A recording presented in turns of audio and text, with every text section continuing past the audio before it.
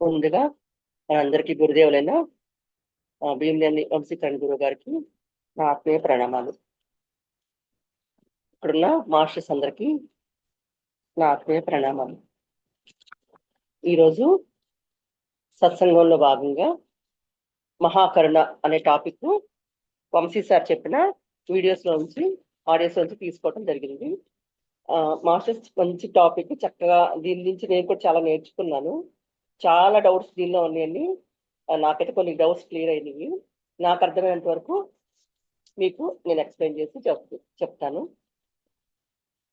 ఈ సృష్టిలో ఉన్న కరుణామయులందరికీ మరియు వారి కరుణను మహాకరుణగా మార్చిన గురుమండలి దేవీ దేవతలకు అందరికీ కృతజ్ఞతలు తెలుపుకుంటూ ఈ క్లాస్ ని స్టార్ట్ చేస్తున్నాం. కరుణ మహాకరుణ అంటే ఏంటి? ఈ ఈ ఈ మహాకరుణ కరుణ ఎలా మహాకరుణగా మారుతుంది?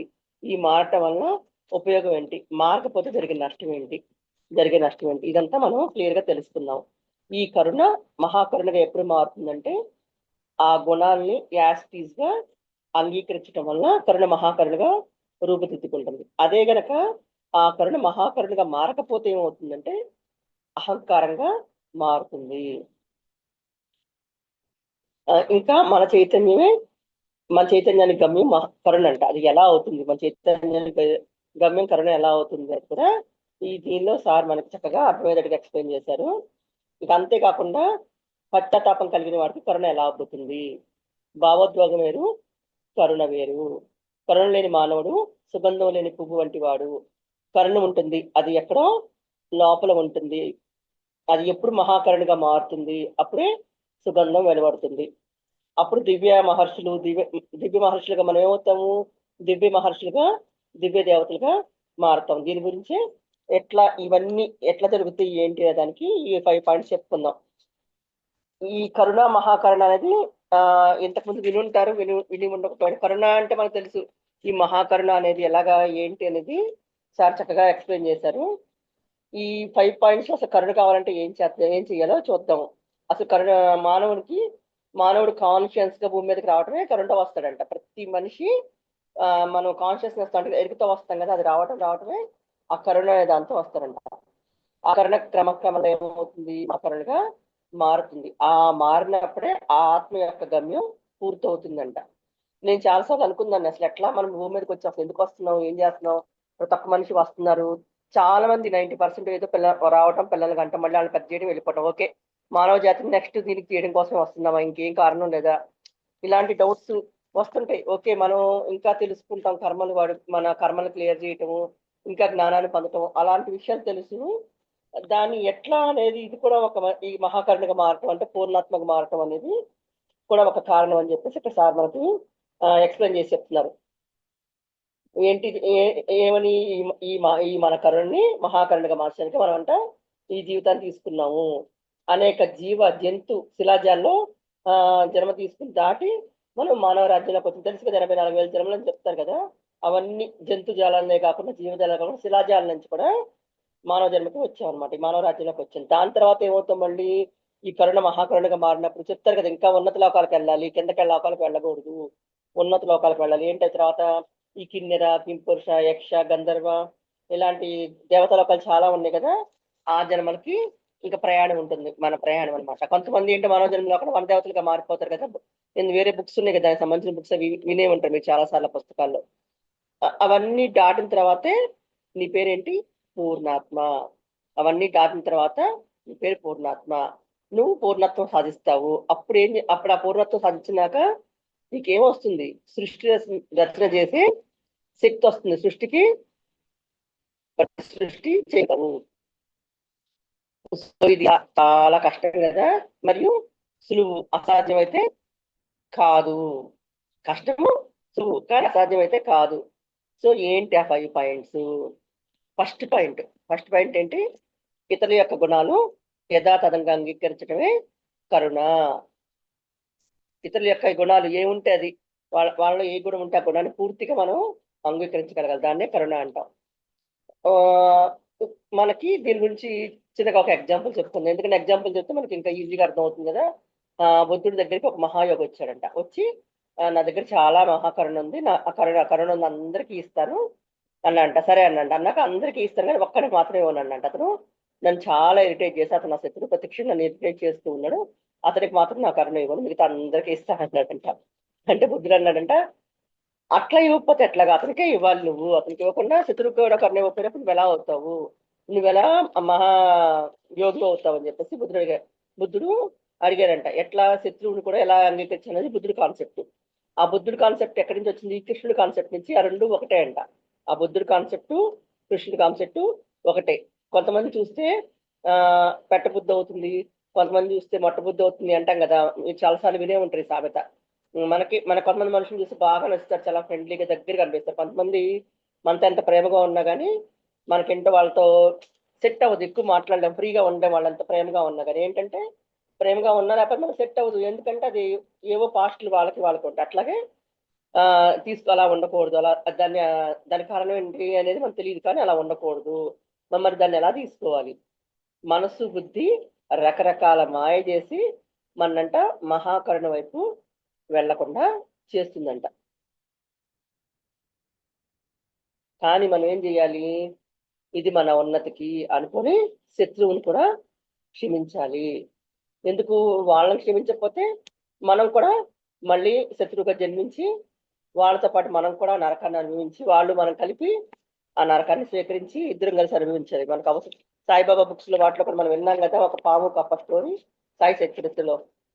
ఆ పాము కప్పలాగా పడతాయి చివరికి వాళ్ళిద్దరు కలిసి, ఆ వీరభద్రుడు ఇంకో కథను కలిసి. అట్లా మళ్ళీ మనం పుట్టి పుట్టి పుట్టి అనుభవించాల్సి. అందుకని మనం ఉన్నత జన్మ కోసం వెళ్ళటం కోసమే ట్రై చేయాలి. అందుకని ఇది మన ఉన్నతికి అనుకుని శత్రువుని కూడా క్షమించాలి. ఎలా చేస్తారు? వాళ్ళతో డీల్ చెయ్యి, ఎలా చెయ్యి, కానీ వాళ్ళకి మహాకరుణ ఇవ్వు. లోపల ఏమీ ఉండకూడదు, ఇన్సైడ్ గా ఏమీ ఉండకూడదు. వాళ్ళు ప్రకృతి ద్వారా ఏర్పాటు చేయబడిన పాత్ర అంతే. వాళ్ళ గుణం మనని బట్టి అలా ఏర్పడింది. అర్థం చేసుకోవాలి మనం. కర్ణుడు గొప్పవాడు కానీ అర్జునుడు అడుగుతాడు, కర్ణుడు ఏంటి అసలు అంతగా గొప్ప ఇలాగ ఉన్నాడు అంటే, అతను గొప్పవాడే, చాలా గొప్పవాడే, కానీ అతను ఏమయ్యాడు? దుర్యోధనుడికి చేరి అతని ప్రకృతి ఇతనికి వచ్చేసింది. ఈ ప్రకృతి వాళ్ళలో మనల్ని బట్టి మనకు అవతల మన యొక్క నేచర్ని బట్టి అవతల వాళ్ళ నేచర్ని క్రియేట్ చేస్తుంది మనకి. సో ఆ గుణాన్ని మనం క్షమించాలి. సో మన మహాకరుణని ఫస్ట్ మన ఎనిమీస్కే ఇవ్వాలి. యాక్చువల్గా ఇది నా పర్సనల్ ఎగ్జాంపుల్ ఒకటి నేను ఇక్కడ చిన్న చెప్పాలనుకుంటున్నాను. యాక్చువల్గా మా నాన్నగారు, మా మదర్ ఉన్నారు. మా చిన్నప్పటి నుంచి చూస్తున్నాం, ఇద్దరు కలిసే ఉంటారు, కొట్టుకుంటా ఉంటారు, తిట్టుకుంటా ఉంటారు, బాగానే ఉంటారు. కానీ ఈ లాస్ట్ స్టేజెస్కి వచ్చినాక ఆయన చాలా మంచివాళ్ళు, మాకు తెలిసినంత వరకు ఎవరికి హాని చేసే మనిషి కాదు. గవర్నమెంట్ జాబ్ చేశారు, అందరికీ హెల్ప్ చేశారు. కానీ లాస్ట్ స్టేజెస్ లో 6 years నుంచి చాలా చాలా చాలా బాధపడుతున్నారు. నాకు ఒక ఇష్యూ వల్ల నేను చూసుకున్నాను అనమాట. చూసుకోవడం వల్ల నేను కూడా ఆ ఒక ఒక క్రైమ్ లో మా నాన్నగారితో పాటు పార్ట్నర్ అయ్యాను అనమాట. అది చూసి అది చూడటం వల్ల ఏమైంది? అప్పుడు A1 A2 అంటాం కదా, ఇప్పుడు మా నాన్నగారు బెడ్ మీద కంప్లీట్ కదలలేని మూమెంట్ లేని స్థితిలో పడుకొని ఉన్నారు. సో సేవ చేయాల్సి వస్తుంది. మా అమ్మగారు అయితే చాలా ఎక్కువ చేస్తున్నారు, మేమంతా కొంచెం కొంచెం హెల్ప్ చేస్తున్నాం. నాకు అప్పుడు అర్థమైంది, ఇద్దరు శత్రువులు పుడితే వాళ్ళు అనుభవించాలి, వాళ్ళతో పాటు మనము అనుభవించాలి. అలా ఒక మనిషి బెడ్ మీద కదలకుండా పడుకొని ఎలాగా ఇంకా బెడ్ మీద అన్ని చేసుకోవడం అంటే పరిస్థితి తెలిసిందే కదా అందరికీ. అప్పుడు అర్థమైంది, ఓ శత్రుత్వం పెట్టుకొని వాళ్ళకి క్షమించకపోతే వాళ్ళతో పాటు మనం కూడా ఫేస్ చేయాలి. ఓ అనేసి అర్థమయ్యి ఇంకెప్పుడు క్షమించాలి, కంప్లీట్ క్షమించాలి, లేదని మళ్ళీ జన్మెత్తి ఆ పగ ఆ పగని సాధించుకోవడం కోసమే పుడతాము. వీళ్ళు పుట్టాలి, వాళ్ళే పుట్టాలి, ఎంత అవసరమా? ఏ జన్మలో శత్రువులు పెడితే వాళ్ళు చూస్తే ఏ జన్మలో శత్రువులు అనిపిస్తారు అనమాట. అలాంటి సిచ్యువేషన్ ఇద్దరు బాధపడుతున్నారు. ఇది నాకు ఇది ఇది ఈ సార్ చెప్పింది ఇది విన్నాక ఎందుకు పూర్తిగా ఒకళ్ళ క్షమించాలనేది నాకు ప్రాక్టికల్ గా కూడా అనుభవం అయింది కదా. సో నాకు అందుకని మీ అందరికీ ఇది నేను మీకు షేర్ చేశాను ఈ వీటితో. సో అందుకే ఫస్ట్ ఈ మహాకరుణను ఎవరికో కాదు, మన ఎనిమీస్కే ఇవ్వాలి. ఎనిమీస్కే ఇచ్చి, బాబు ఇంకొద్దు, చాలు, వదిలే, నీకు వద్దు, నాకు వద్దు, అంతా పూర్ణాత్మలే, ఇది ఒక ప్రకృతి మన కోసం ఎదురుగా ఏర్పాటు చేసిన పాఠం అనుకొని మనం దాని నుంచి బయటకు వచ్చాలి. తర్వాత రెండోది, వాళ్ళ గుణాన్ని యాక్సెప్ట్ చేయాలి. బయట వాళ్ళతో ఎలా అయినా యుద్ధం చెయ్యొద్దు, కానీ లోపల వాళ్ళ మీద ద్వేషం. ఇంకోటి ఏంటంటే దీనిలోనే ఈ ఫస్ట్ పాయింట్ లోనే వాళ్ళ గుణాన్ని ఎలా ఉందో అలా యాక్సెప్ట్ చెయ్యి, వాళ్ళతో యుద్ధం చెయ్యి, కానీ లోపల ఎటువంటి ద్వేషం వద్దు. యుద్ధం చేయకపోతే ఏమవుద్ది? ఇది ఒక మెయిన్ పాయింట్. మనం అనుకుంటాం మరి ఇలా చెప్పారు కదా ప్రతి ఒక్కళ్ళు క్షమిస్తే వాళ్ళు మనల్ని ఇలా చేస్తారు అలా చేస్తారు కదా, అది కరెక్టే. కానీ ఏంటంటే ఇక్కడ ఏం చెప్పారు, మన మీద కూడా మనం కరుణ చూపించుకోవాలి. సార్ ఏం చెప్తున్నారు, మన మీద కూడా మనం కరుణ చూపించుకోవాలి. వాళ్ళతో యుద్ధం చెయ్యి, వాళ్ళ గుణాన్ని మార్చడం కోసం అంతవరకే కానీ యాక్సెప్ట్ చెయ్యి, మార్చడానికి ప్రయత్నం. అంతేగాని వాళ్ళ మీద నిజంగా లోపల ఎలాంటి ద్వేషం పెట్టుకొని వాళ్ళని హెరాస్ చేయొద్దు, అది చెప్తున్నారు. సో అలాగే యాస్టీస్ గా యాక్సెప్ట్ చేయండి, అప్పుడే కరుణ అనేది సముద్రంలా పొంగుతుంది. తర్వాత రెండో పాయింట్, కరుణని అహంకారంగా మార్చుకోకండి. కరుణని అహంకారంగా మార్చుకోవద్ది. దీనికి ఒక ఆయన జన్ గురు గారి గురించి ఎగ్జాంపుల్ చెప్తున్నారు సార్ ఇక్కడ. ఒక జన్ గురువు గారి దగ్గరికి వచ్చి ఒక ఆయన అడిగాడంట, అయ్యా నేను లోకానికి మేలు చెయ్యాలి అనుకుంటున్నాను, ఆ సో చెప్పండి నేను ఏం చేయాలి అని అడిగాడు. అడిగేసరికి జన్ గురువు గారు అన్నారంట, అయ్యా బాబు నీకు నువ్వు మేలు చేసుకో ఫస్ట్, తర్వాత విశ్వానికి ఏం చేయాలో చూస్తాను అన్నారంట. ఆ ఎందుకు నీకు నువ్వు చేసుకుంటే నీకు అహంకారం ఉంది, అదే విశ్వానికి చేసేసరికి ఏమవుతుంది, ఓ నేను విశ్వానికి ఎంత చేస్తున్నాను ఇంత చేస్తున్నాను, నేను ఎంత గొప్ప ఇంత గొప్ప అని అహంకారం వచ్చేస్తుంది. వాళ్ళు ఏమవుతారు, స్పిరిచువల్ టెర్రరిస్టులు అవుతారు. ఇతరులను కాపాడాలి ప్రపంచాన్ని రక్షించాలనుకొని ఆ ముసుగు వేసుకుని ఏమవుతారు, అహంకారంతో ఉగ్రవాదులుగా మారుతారు. టెర్రరిస్టులకి ఎవరి మీద కోపం ఉండదు, వాళ్ళ కన్నా అహంకారంగా మారింది. దీనికి ఎగ్జాంపుల్ ఈ మతోన్మాద దాడులు ఇవన్నీ మనం చూస్తూనే ఉన్నాం కదా, మాదే గొప్ప మాదే గొప్ప అని. వాళ్ళకి ఏంటంటే దానివల్ల వాళ్ళకి ఏమొచ్చు చెప్పండి, పాపం ఏమీ రాదు, అందరి కోసం వాళ్ళ మతం కోసం వాళ్ళు పోరాడతారు, పిచ్చితరమే కదా. సో అలాగొద్దు, అది అహంకారంగా మారిపోయింది, నా మతమే గొప్ప అనేది అహంకారమే కదా, అది వద్దు అని చెప్తున్నారు. అయితే మా గురువు గారు గొప్ప, అలాంటిది వద్దు అని చెప్తున్నారు. ఎంతమంది స్పిరిచువల్ టెర్రరిస్టులు ఉన్నారు, వాళ్ళందరికీ మంచి చేస్తున్నాం అనుకుంటారు, కానీ వాళ్ళు ఏం చేస్తారు, చంపేసి అవమానించి వాళ్ళని తొక్కిపారేసి అదే నేను లోకానికి చేసే మంచి అని అనుకుంటున్నారు. అది చెప్తామండి. సో మెడిటేటర్స్ కి ఈ మహాకరుణ అనేది చాలా ముఖ్యం.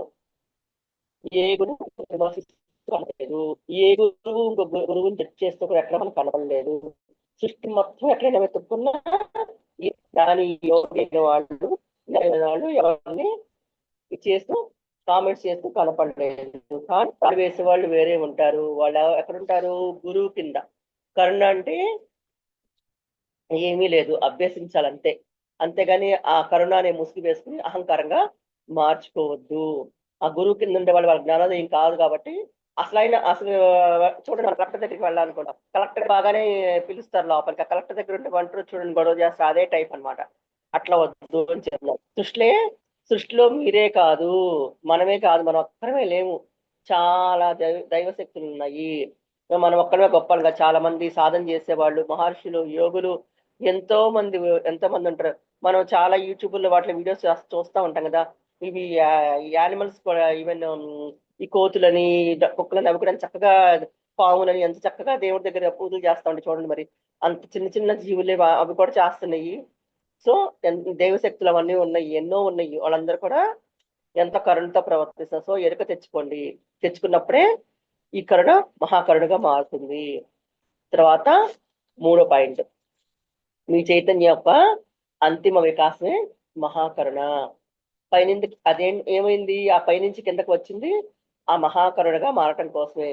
ఏం చెప్తున్నా, చైతన్యం యొక్క అంతిమ వికాసమే మహాకరుణ. పైనుంచి కిందకు వచ్చిందే దానికని చెప్పుకున్నాం కదా, అంతేగాని యజ్ఞాలు చేయడం కోసం కానీ, ఈ కొండల్ని రైజ్ చేసుకోవడం కానీ, ఆ చక్రాలను ఓపెన్ చేయడం ఇవన్నీ కాదు. ఇంకోటి ఇంకేవో చాలా ఉంటాయి కదా, వినే ఉంటారు, ఈ మంత్రాలని అవన్నీ ఇవన్నీ ఏవో వింటానే ఉంటాం కదా, అవన్నీ కాదు అని చెప్తున్నారు సార్. మన అంతిమ గమ్యం ఎలా తెలుసుకోవాలనుకుంటారు, అదే ఆ చైతన్యం మహాకరుణగా మారటం వలన. మన కరుణ మహాకరుణగా పూర్ణాత్మగా మారటం, అప్పుడే దానికి ఎండ కాటు పడుతుంది అనమాట. ఇంకా అదంటే మోక్షం లాగా అనమాట. సృష్టికి ప్రతి సృష్టి చేసే శక్తి వస్తుంది. మీ యొక్క అంతిమ గమ్యం మహాకరుణగా రూపాంతరం చెందటం. ఆ ఇంకా ఇక్కడ ఇంకో చిన్న ఎగ్జాంపుల్ చూసుకున్నట్లు అంటే, ఇక్కడ బుద్ధుడు ఉన్న రోజుల్లో ఒక దొంగ ఉన్నాడంట.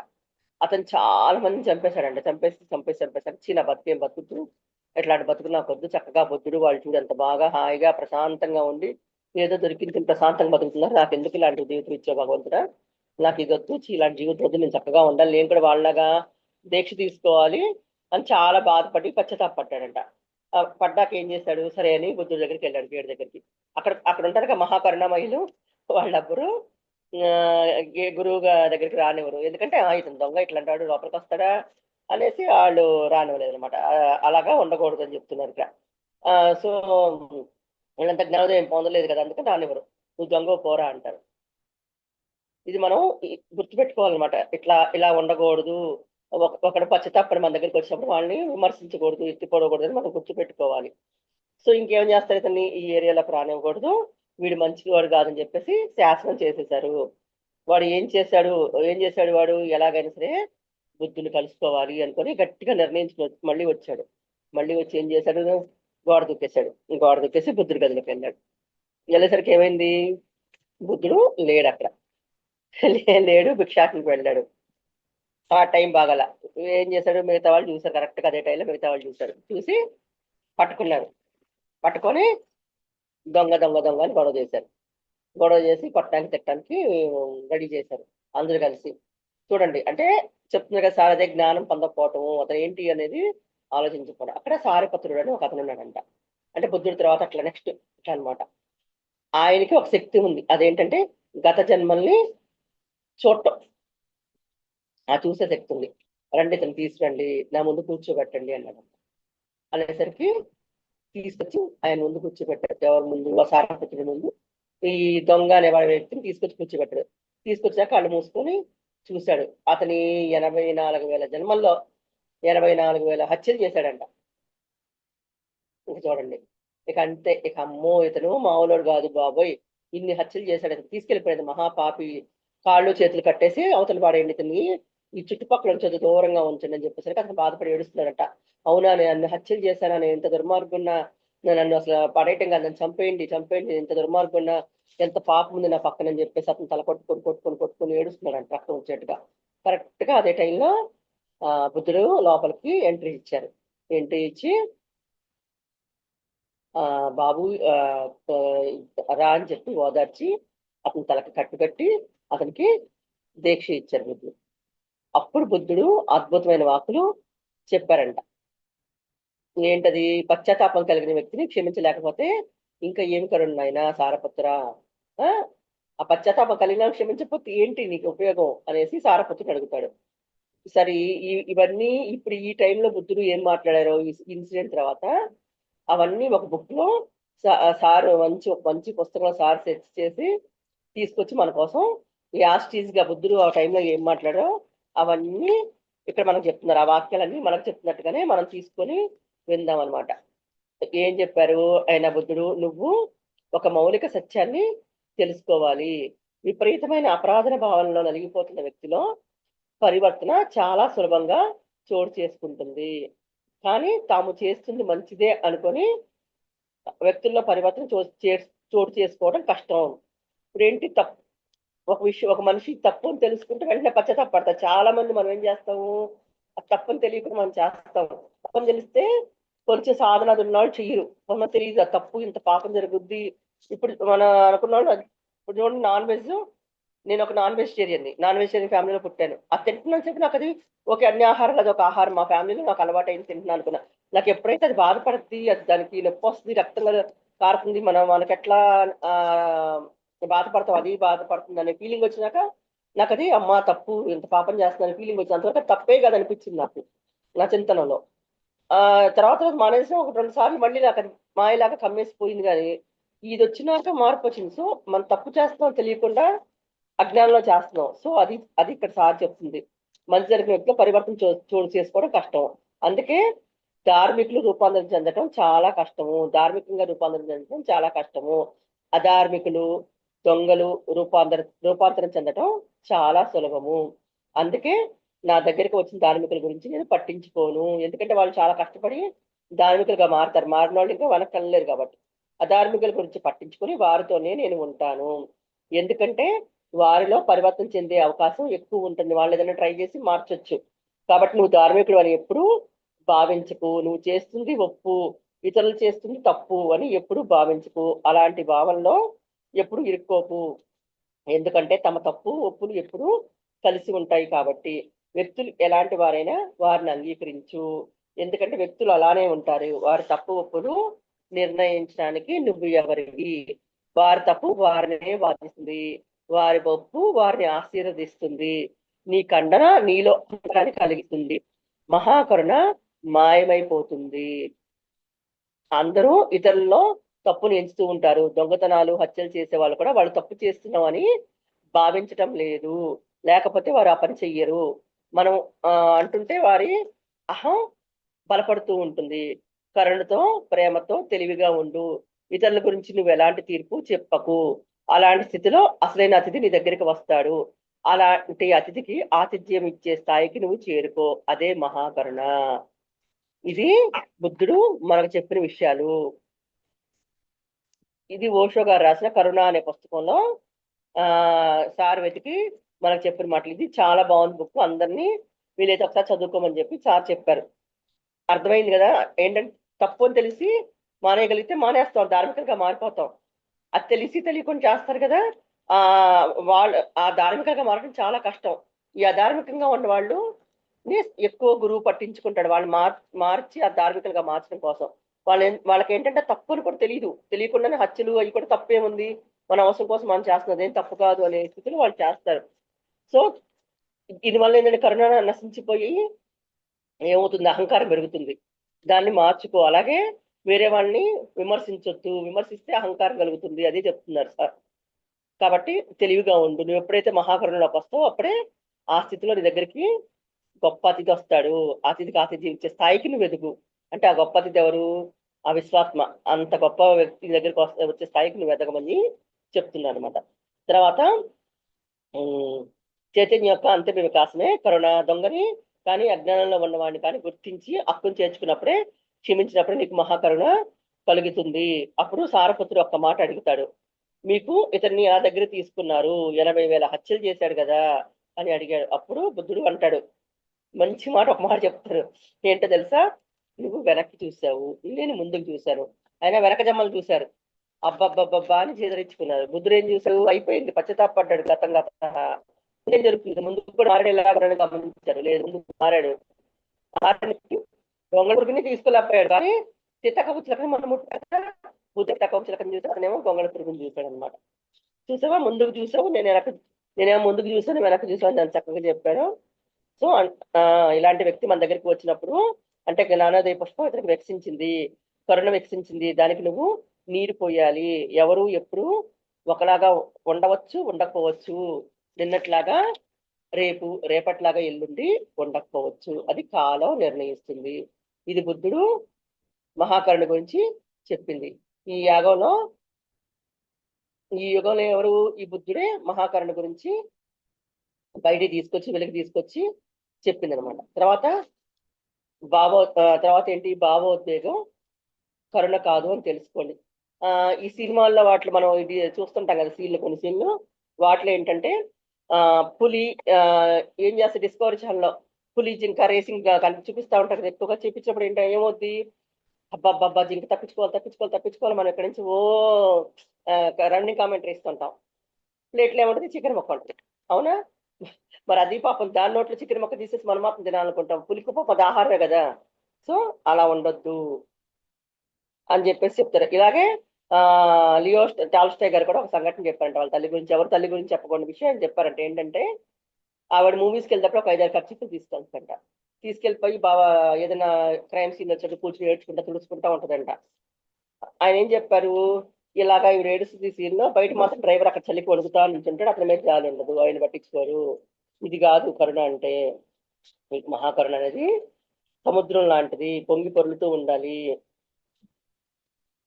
అలా చెప్తున్నారు అనమాట. అది సో అట్లా మనం ఇంట్లో కుక్కను ఒక రకంగా చూస్తాము, ప్రేమగా ముద్దుగా బుద్ధిగా వీధికి ఒక రకంగా చూస్తాం. అట్లా ఉండొద్దు అని చెప్తున్నారు. ఇంకా ఏం చెప్తున్నారు, సార్ ఒకసారి ట్రెక్కింగ్కి వెళ్ళారంట. ట్రెక్కింగ్కి వెళ్ళినప్పుడు ఒక అమ్మాయి సార్ సార్ వంశీ సార్ పిలుస్తుందంటే ఏంటా అని చూస్తే, సార్ ఏమో ఏంటమ్మా అంటే, ఇదిగోసారి మీరు చూసుకోకుండా నడుస్తున్నారు, గాజు పురుగులను తొక్కేసి చచ్చిపోతుంది అంటే, అయ్యో అమ్మ నేను చూసుకోలేదమ్మా, సారీ అమ్మ అని చెప్పి పక్కకు వచ్చేసి, ఎంత మంచి అమ్మాయి, పెద్ద అయితే ఇప్పుడే ఇలా ఉంది టీనేజ్ లోని, పెద్ద అయితే మాత అమృతానందమయ్యగా మారిపోతే ఆహా ఎంత ఇదిగా ఉందో అనుకొని నడుస్తూ వెళ్తున్నారంట. అమ్మ నువ్వు ముందు నడు, అమ్మ నేను వెనకమాల నడుస్తాను, అలాగే నడిచి గౌరవించి చక్కగా వెళ్ళినాక ఒక నీటి కొలం దగ్గరికి వచ్చి సార్ అదే గుర్తెచ్చుకుని సంతోషపడుతున్నారంట. అమ్మాయి, సార్ ఈ నీళ్ళు చూడండి సార్ ఎంత బాగున్నాయో, ఈ నీటిలో కొరమేలు చేపలు ఉంటాయి సార్, చాలా రుచిగా ఉంటాయి అన్నారు. అది ఆవిడ మహాకరుణ. సో ఏంటి అలా ఉండకూడదు, మనం మానేయగలగాలి, శాకాహారులుగా మానగలగాలి, అప్పుడే మనకు మహాకరుణ వ్యక్తిస్తుంది. మళ్ళీ శాకాహారంలో కూడా కొంతమంది ఉంటారు.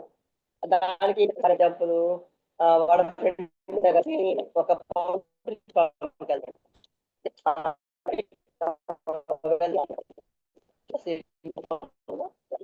ఈ వ్యాపారం ఒకసారి అంత పోతారని తిట్టారంట. అది ఎట్లా తప్పు కదా.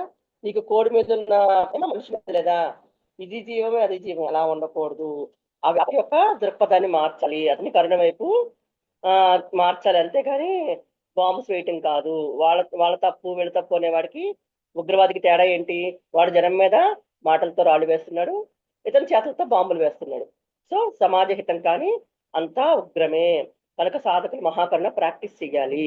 భావోద్వేగం కరుణ కాదు. ఇది చాలా బాగా నోట్ చేసుకోండి ఫ్రెండ్స్. భావోద్వేగం అంటే మన సినిమాలు చూసి కూర్చుని ఏడుస్తూ ఉంటాం కదా, అది కరుణ కాదు. ఇది మన మనస్సు యొక్క బలహీనత అంట. ఇతరుల యొక్క కష్టం చూసి చెలించడం ఏంటి? కరుణ కాదు. అదేంటి? సేవా దృక్పథం.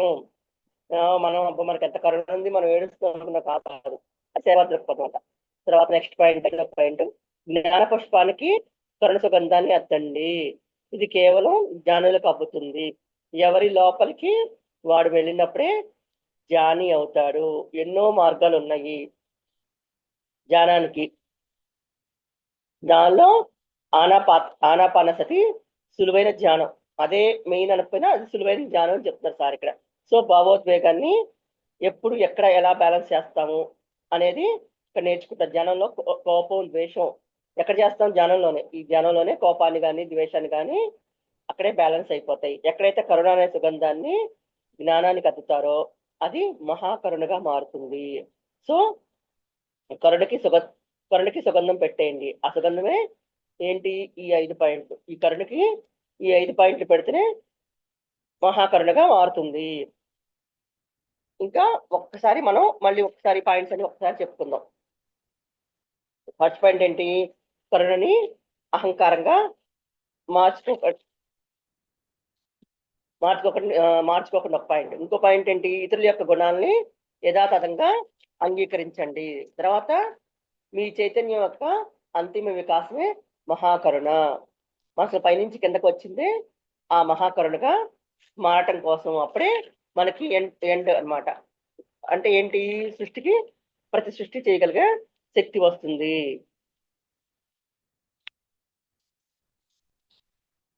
తర్వాత భావోద్వేగం కరుణ కాదు, అది మనసు యొక్క మాయ సేవా బలహీనత, అది సేవా దృక్పథం మాత్రమే. దీనికి డిఫరెన్స్ తెలుసుకోండి. తర్వాత జ్ఞాన పుష్పానికి కరుణ అనే సుగంధాన్ని అద్దండి. ఈ ఈ భావోద్వేగాన్ని గురించి ఏంటి? ఇంకొక పాయింట్ చెప్పారు ఇక్కడ సార్. ఏంటి? ఈ భావోద్వేగం అనేది పెంచిన కొద్దీ మనం రాక్షసులం అవుతాము. అది ఎట్లా అనేది మనందరికీ తెలుస్తుంది కదా. ఈ మతోన్మాదులే ఎగ్జాంపుల్ చూడండి. ఇది ఇలాగే ఉండాలి, ఇలాగే ఉండాలి, ఇలాగా ఉండాలని చెప్పి వాళ్ళు ఏం చేస్తారు? ఆ పిచ్చిలో పడిపోయి అందరిని చంపేస్తున్నారు, నరికేస్తున్నారు. మాట ఇంటలేదు కాబట్టి వాళ్ళ కోపం వచ్చేస్తుంది. ఆ భావోద్వేగం ఎక్కువైపోతుంది, కోపం ఎక్కువైపోయి ద్వేషం పెంచేసుకుని చంపేసేదాకా వెళ్ళిపోతున్నారు. సో అది కరెక్ట్ కాదు. వాళ్ళ మీద రాళ్ళు వేయటం మానండి. ప్రతి మనిషికి కరుణ ఉంటుంది. ప్రేమ కరుణతో ప్రేమతో కరుణతో ఉండండి సాధకులంతా. సాధకులకి ఇది బాగా ప్రేమని కరుణని ప్రాక్టీస్ చేయండి. అది మెయిన్ సాధకులకు ఉండాల్సిన మెయిన్ లక్షణం. ఆ ప్రేమ వైపు కరుణ వైపు వెళ్ళండి. వెళ్ళినప్పుడు ఈ కరుణలో ఈ 5 పాయింట్స్ పెట్టి దాన్ని ఆ సుగంధాన్ని నచ్చి మహాకరుణగా మార్చుకోండి. అలాగే ఎవరి గురించి కంప్లైంట్స్ చేయొద్దు, కామెంట్స్ చేయొద్దు, జడ్జిమెంట్ చేయొద్దు. ఓకే విన్నామా, అది అవసరమైతే మాట్లాడాలి, లేకపోతే అక్కడితో అక్కడ వదిలేయాలి. లేదా దాన్ని అలాగా రాళ్ళు వేసుకుంటా వాళ్ళ మీద వీళ్ళ మీద వచ్చామా, సో మళ్ళీ ఆ రాళ్ళు మనకే తిరిగి పడతా ఉంటాయి. సో ఓకే, మనం ఏం చేయాలి?